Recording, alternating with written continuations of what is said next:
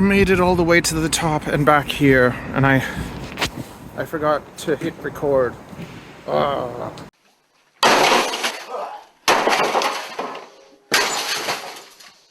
So we don't have a new tune on it yet, we just have a lighter canopy, and we're going for a little rip in the middle of nowhere. Yay! Don't you just love that sound? I couldn't help but leave just a little bit. So, I'm going back in time and catching up with some videos, because we have the Petrol V2 coming up next. But I wanted to go back to the Drashark, because I made a print for it, and basically made it better. But this was all before, what is this black stuff? Okay, so, it was pretty fun. I got to do like a really, crazy, went to this building that was across the train tracks, got there, and then on the way back, the picture was sliding across, and I was just trying to keep my path.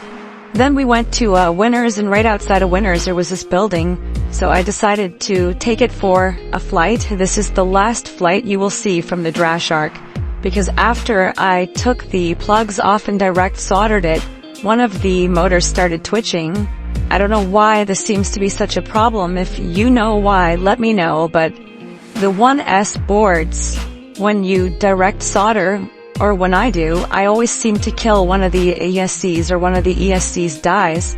And this has happened to me on probably like 5 or 6 boards, and I just keep doing it because I just don't want the plugs on the board. And I find it really strange that this just keeps happening to me. I don't know, does this happen to you too? I'm very careful, there's nothing wrong with my solder joints or anything. And with happy model boards, I've never really had this problem, but with almost every Beta FPV board except from maybe 1 or 2 I've had this problem. So I've had them on all the 1S 5 amp boards, but on the 12 amp ones it's been fine. And then there's been one 5 amp board that has survived. And it's if that's not wrong, the gyro's wrong. There's always something wrong with these little things, so I was hoping that this would be better, but now we don't get to really know how much better it is with the tune and the direct solder, because one of the ESCs doesn't work. So I've been toying around with the idea of taking these all-in-one VTXs and just using them as a VTX on our race rig. So you could basically take your race rig, set it up, and then wire up this whole all-in-one as if it was a little VTX, and just be able to use it that way so that it's not all dead.